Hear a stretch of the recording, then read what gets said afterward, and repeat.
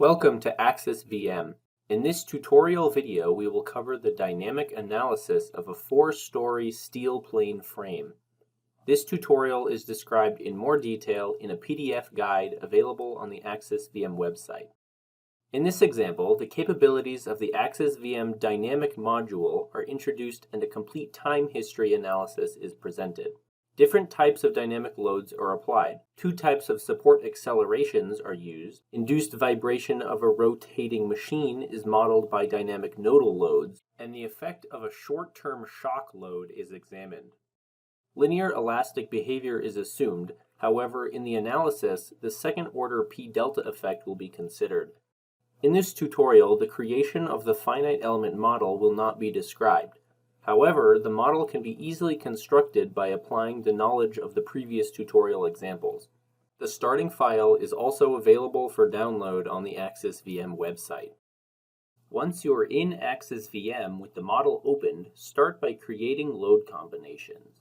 Create load combinations for the vibration and dynamic analysis based on the static loads. In our task, the solution is complex because substantially different dynamic effects are examined in the same model. The vibration analysis will be executed in 2 different ways. In the case of a seismic sine wave excitation with a shock load, we will consider only the horizontal mass component because the applied dynamic load contains only horizontal components. In the case of the machine-induced vibration, the vertical component must also be taken into account. The same compilation of static loads will be applied for each dynamic load, but due to the considered mass components, the vibration analysis will be performed on different combinations. The reason for this is that the program binds the results of vibration analysis to the set load case and combination. If a new analysis based on the same load combination is run with different parameters, the previous results are not stored.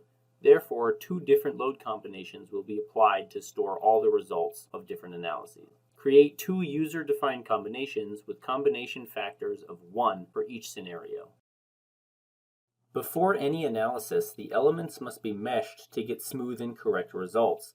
Change to the Mesh tab and click on the Meshing of Line Elements icon. Select all the beam elements and set the mesh to divide each element into 4 segments. Now change to the Static tab. Perform a linear static analysis to check the load-bearing capacity of the frame under static loads. Now check the main results and make sure that there is no problems with the finite element model. In the next steps, the dynamic loads will be defined. Change to the Loads tab. Here, click on the Loads Group and Loads Cases icon. Beside the existing static load cases, create 4 dynamic loads. Click on the Dynamic Load icon and rename the new load cases as follows in the video.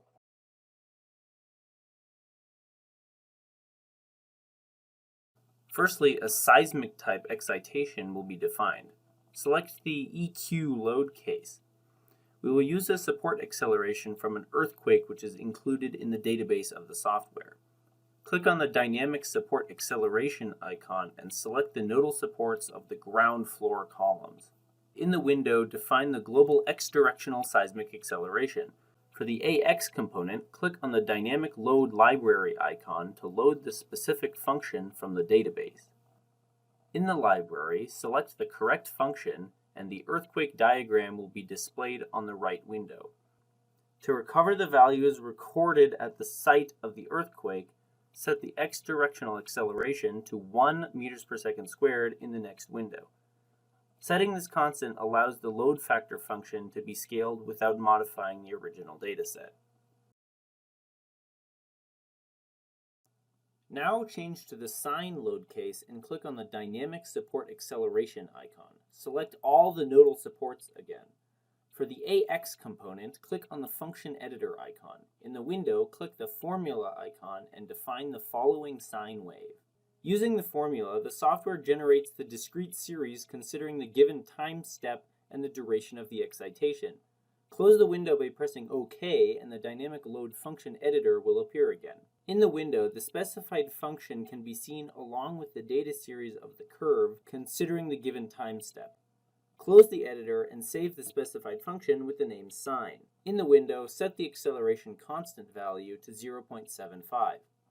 The applied dynamic loads are indicated by the arrows under the supports, and the values above them are the set constant acceleration values. Change to the machine load case to model the dynamic effects of rotating industrial machines. We will use a time-varying concentrated load to simulate the effect of rotating machines with simultaneous phase motion. Click on the nodal load icon and select the following nodes. The time-varying resultant force is modeled by its global x and z directional components. For this purpose, two dynamic load functions should be applied to describe the circular motion. For the x directional force, cosine is used, and in the z direction, sine is used. The time series to be applied starts by linearly increasing to a harmonic waveform and ends by linearly decreasing. The complete series was prepared in a Microsoft Excel spreadsheet because of its complexity. This dataset is in an enclosed Excel file.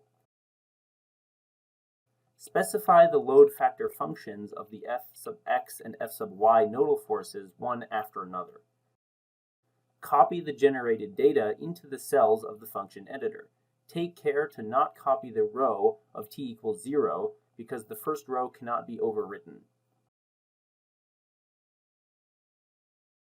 Save the new functions with the name m cosine for the x direction and m sine for the z direction.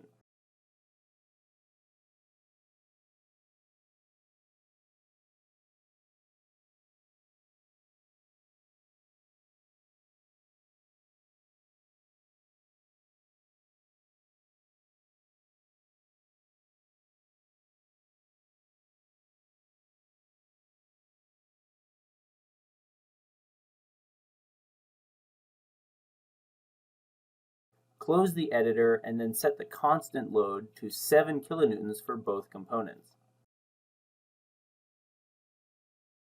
Now close the window by pressing OK.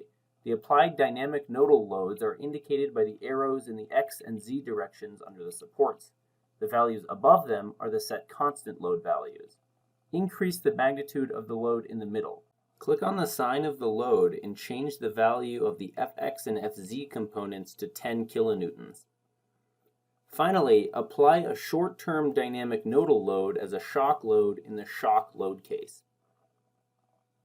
Click on the nodal load icon. Select the following nodes. The steps of the data input are similar to before. Firstly, the load factor function should be defined, then the value of the constant load should be set. For the Fx component, click on the function editor icon and define the load factor function according to the following data series. The data has to be entered step by inserting new data rows and entering the corresponding values.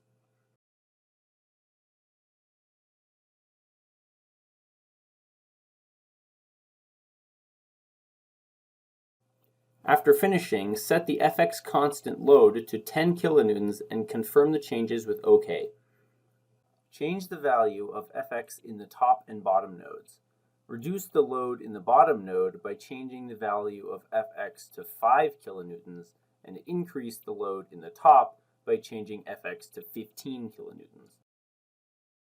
Change to the Vibration tab and perform a vibration analysis to determine the lowest natural frequencies and mode shapes.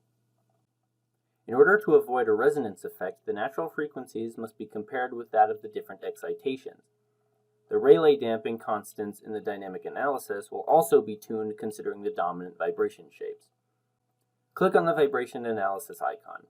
Firstly, the type of vibration analysis has to be selected. We will use a second-order analysis. This means that the solution includes the effect of axial forces of truss and beam elements on the system stiffness. In the vibration analysis, the masses can be converted by the loads defined in a load case or combination. We will run two different analyses based on the two load combinations. Select CO number 1 for the first analysis and CO number 2 for the second one. Set the number of maximum iterations to 30. In the first analysis, set the number of mode shapes to 12. Only the x directional mass components are needed. Uncheck the others and then run the analysis.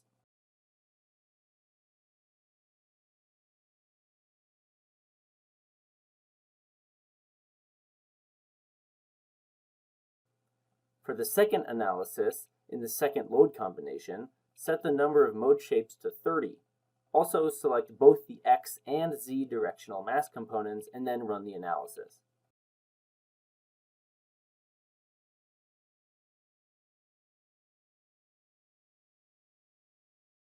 Let's compare the mode shapes for each analysis.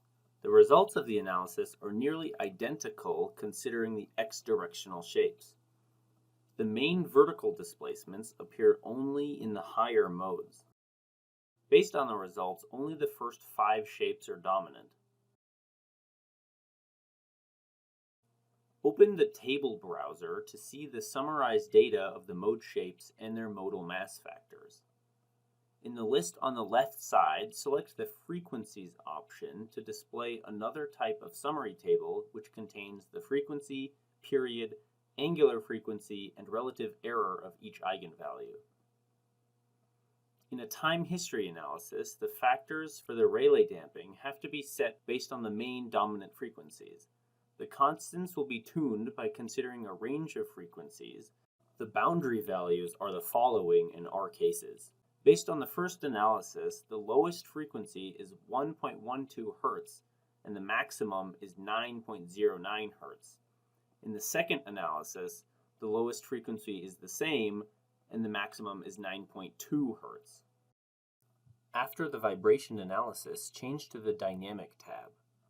Click on the Dynamic Analysis icon and perform the necessary calculations for the 4 dynamic load cases considering the following settings. Along with the dynamic effect, apply a static load on the frame as well. Change to the load combination CO number 1. Now the specific dynamic load case has to be selected. When setting the time increment, the dynamic properties of the excitation and the response of the structure must be considered. It should be set depending on the highest frequency of the excitation. Note that increasing the time increment affects the quality and accuracy of the results. To check the response of the structure, select a typical node in the structure where a displacement is expected under the excitation. During the analysis, its displacement, acceleration, and velocity can be tracked. Set the direction field to X and select to track the top left node of the frame, which is node 17. For the seismic load, set the time increment to 0.02 seconds and the total time to 21 seconds. These values correspond to the load function of the excitation. Set the Rayleigh damping constants to A equals 0.6265 and B equals 0.0016 seconds. These values were calculated using the damping function and the minimum and maximum frequencies from the first vibration analysis. Enable the option to follow geometric nonlinearity of beams and make sure that the number of maximum iterations is 20.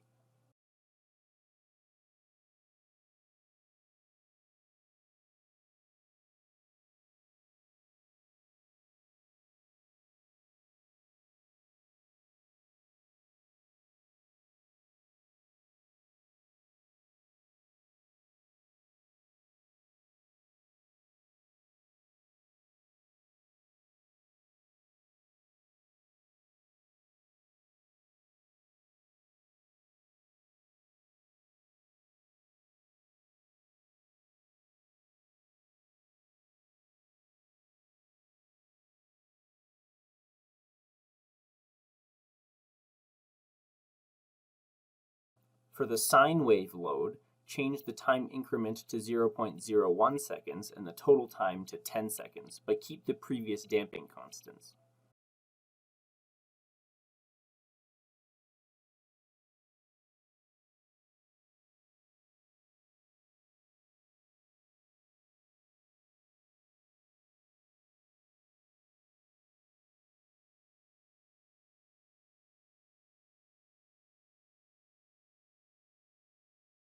However, for the machine-induced vibration load, change the time increment to 0.05 seconds and the total time to 25 seconds.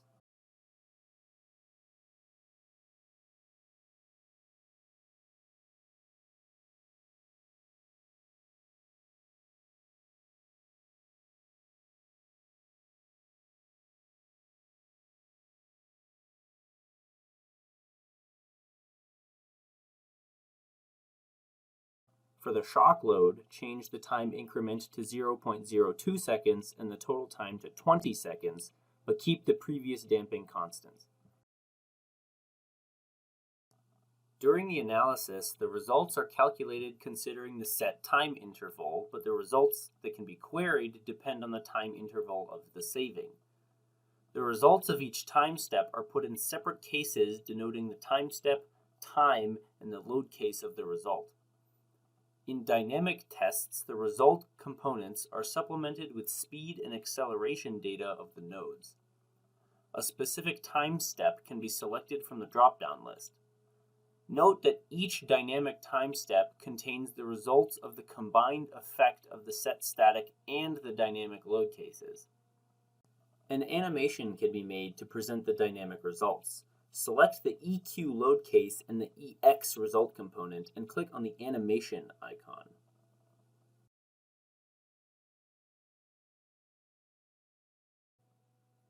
The video parameters can be set by clicking on the setup icon in the lower corner. With the slider at the bottom, the speed of the animation can be adjusted. If the result display is also switched on, then results are also shown in the animation.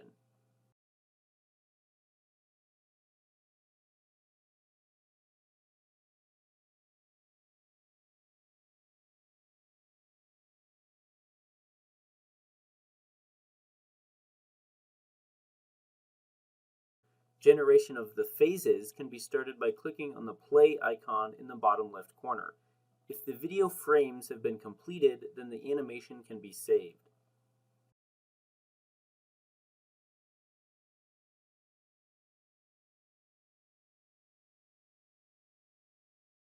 To maximize the resolution of the animation, maximize the size of the animation window.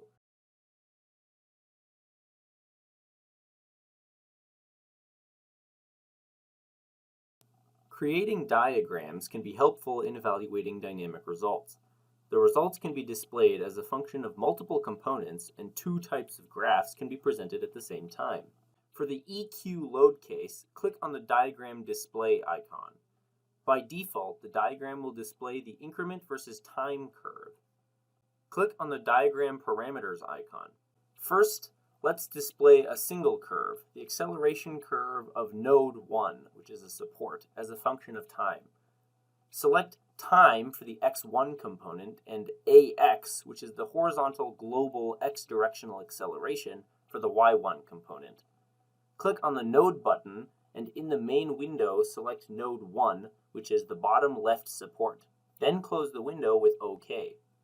Under the graph, there is a scale which represents the time axis, and it contains green and black markers at the ends. Moving the black marker along the axis will show the current result value on the diagram based on its position.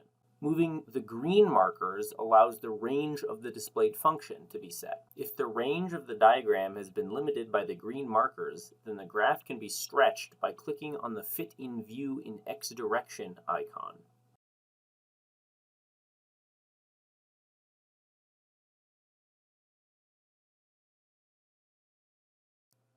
The results of the calculated time steps can be presented in a table.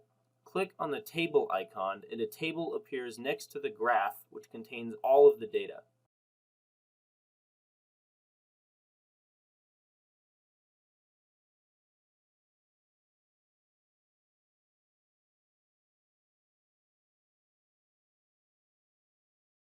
Now let's show the my flexural moment of beam number 27 in node 5 as a function of time. Click on the diagram parameters icon. On the diagram, select time for the x1 component and select my for the y1 component. Then select the corresponding node, number 5, and the beam, number 27, by clicking on the element button. Select the node, and one of the beams which belongs to the selected node will be highlighted automatically. Press Tab to cycle between the beams and then select beam number 27. Click on the node again to close the selection. Then click OK to accept the changes, and the required curve will be presented in the diagram display window. Drag the green markers to the ends to display the whole diagram. Now let's show the displacement of node 1, a support node, and node 17, a top node, as a function of time on the same diagram to see the relative displacement between the nodes. Click on the diagram parameters icon. On the first diagram, select time for the x1 component and EX for y1, then select the support node.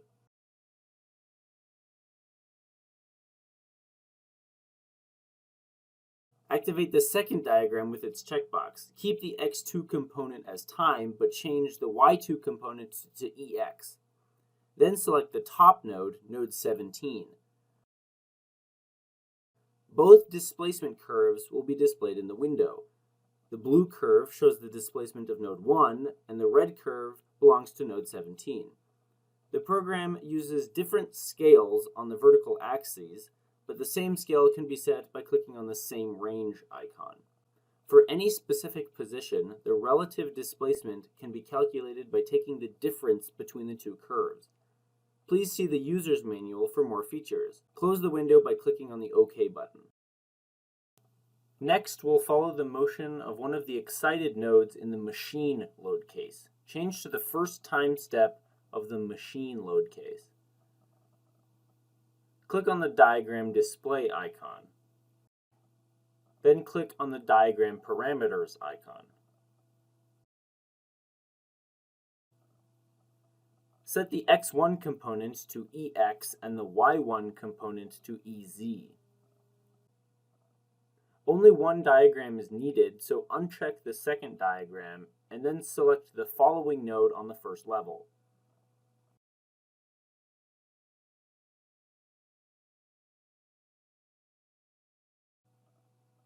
Due to the excitation and the movement of the structure, a quasi-steady movement similar to an ellipse is formed.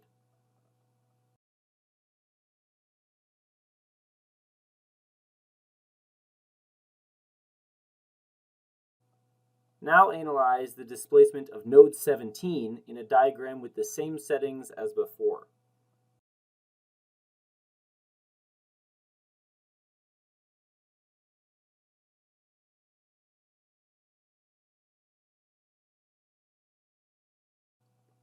Limit the range of the curve to see two internal waves.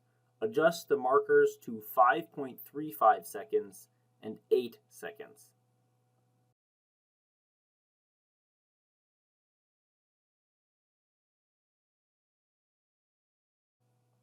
In this example, a quasi-harmonic motion is induced by the excitation. If the time increment or the density of the saved steps is insufficient, then the curve will be piecewise and the accuracy of the solution will not be adequate. The load function used was defined in 0.01 second time steps, but the calculation was performed and the results were saved considering 0.05 second time steps. The appropriateness of the applied time step can be checked by analyzing the result curves by counting the intermediate points of a wave.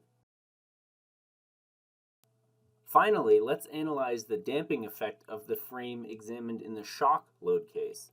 Select the first time step of the shock load case and return to the diagram display parameters window.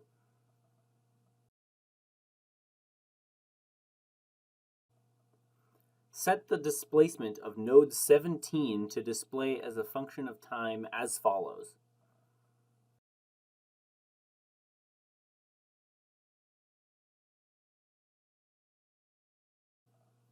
In many cases, it is needed to evaluate the results of various dynamic loads together using envelopes.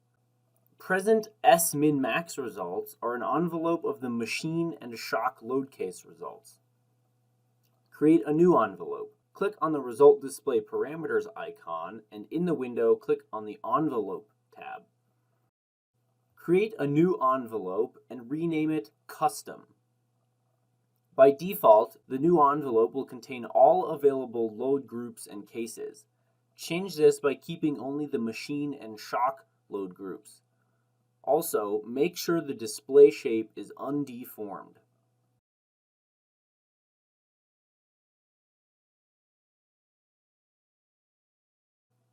In the main window, find the new envelope, Custom, in the drop-down list and select the min-max envelope. From the drop-down list of results, select S-min-max under the beam stresses components and change the display mode to filled diagram. By querying any result component, the envelope result of the set load groups or load cases can be seen in the window. Click on one of the beams to display the cross-section beam stresses. The results for any load case and time step can be displayed. The left figures show the stress results along the axis of the beam considering the current time step. The middle shows the different stress diagrams of the selected cross-section and their main values, and the table on the right shows the stresses in the calculated points. The stress results of any cross-section along the beam can be queried by dragging the vertical axis of the figures to the desired position. In the lower right corner, the current position can be controlled by overwriting the current value or by dragging the vertical axis to a particular position. Thank you for watching. Please visit the AxisVM website for a detailed, in-depth PDF guide to this tutorial, as well as additional information and tutorial guides.